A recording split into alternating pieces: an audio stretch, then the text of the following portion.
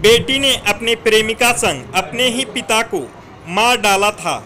मामला नवादा जिला के हिसुआ थाना क्षेत्र से सामने आ रहा है।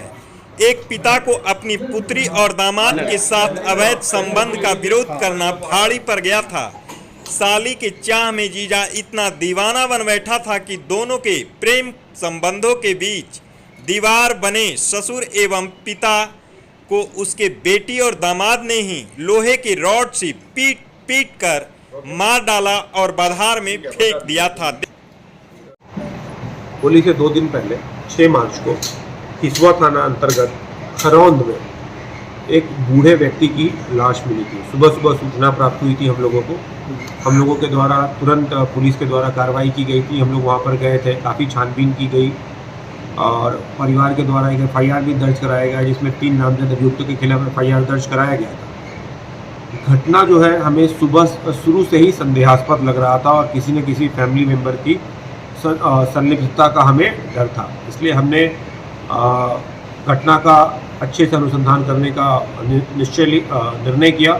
हमारे तरफ से एक SIT का गठन किया गया SDPO सदर के नेतृत्व में, जिसमें SHO हिसुआ भी थे, DIU की टीम थी और हम लोग सभी परिवार वालों का फ़ोन नंबर मॉनिटर करना शुरू किया। हमने आसूचना संकलन शुरू किया। हमने टेक्निकल इंटेलिजेंस गैदर करने की कोशिश की जाने लगी।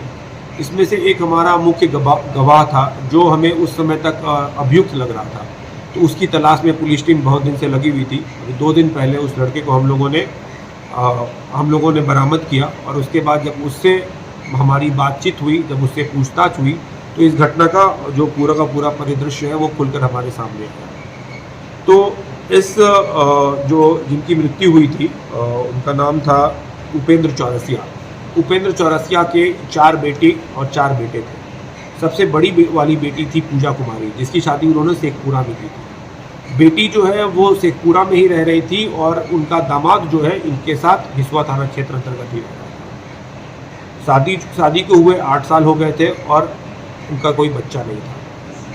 तो जब ये ससुराल में रहता था लड़का, जो उनका दामाद था, उसकी अपनी साली से शारीरिक संबंध बन गया था, अवैध शारीरिक संबंध। उसके बाद दोनों ने मंदिर में जाकर शादी कर ली थी और सिंदूर भी चढ़ा लिया था। इस बात की जानकारी उपेंद्र चौरसिया को नहीं थी।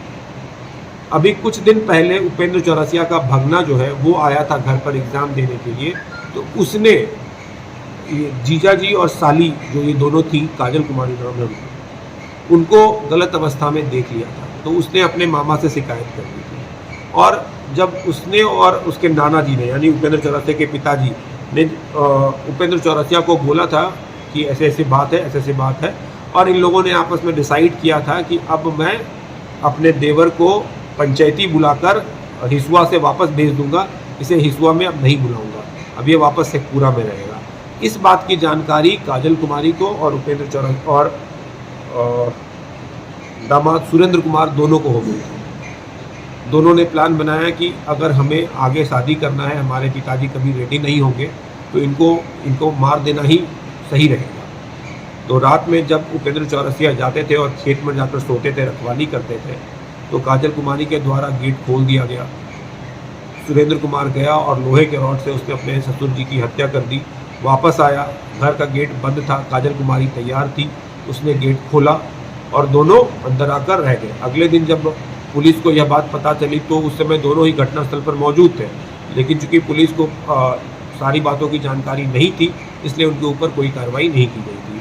लेकिन अब इस घटना का सफल उद्भेदन हो गया है। सुरेंद्र कुमार और काजल कुमारी दोनों को गिरफ्तार कर लिया गया है और दोनों को जेल भेजा जा रहा है। ये कैसे घटना है? हमें लग रहा था शुरू में कि मृतक का भगना ने ही अपने मामा की हत्या कर दी है प्रॉपर्टी के डिस्प्यूट के कारण और वो भाग गया है। वो सही में भाग भी गया था। हमने बहुत मशक्क़त करके उसे पटना से बरामद किया, फिर उससे पूछताछ की तो उसने बताया कि मैं डर से भाग गया था, लेकिन असली बात ये है, चूँकि ऐसा हुआ था, मैंने अपने मामा जी को बताया था और अगले दिन ही मामा जी की हत्या हो गई थी और मुझे डर था कि कहीं मुझ पर आरोप ना लग जाए, इसलिए मैं वहाँ से भाग गया था। इसका मतलब उसका भी नीयत में खोट था? उसका नीयत में कोई खोट नहीं था, लेकिन उसे डर था क्योंकि ये लोग उसके परिवार वाले थे। जैसे ही उसने ये बताया और हमने सुरेंद्र कुमार को पकड़ा, तो सुरेंद्र कुमार ने सारी की सारी बातें बताई कि हाँ ये बात ऐसे ऐसे हुआ था। सुरेंद्र कुमार ने यह स्पष्ट किया कि उसके द्वारा हत्या की गई है काजल कुमारी के सहायता से। बिहार राज्य के हर छोटी बड़ी खबर की जानकारी के लिए हमारे चैनल सफर तक से जुड़े रहें और सब्सक्राइब कर बेल आइकन जरूर दबाएं। साथ ही शेयर करना ना भूलें।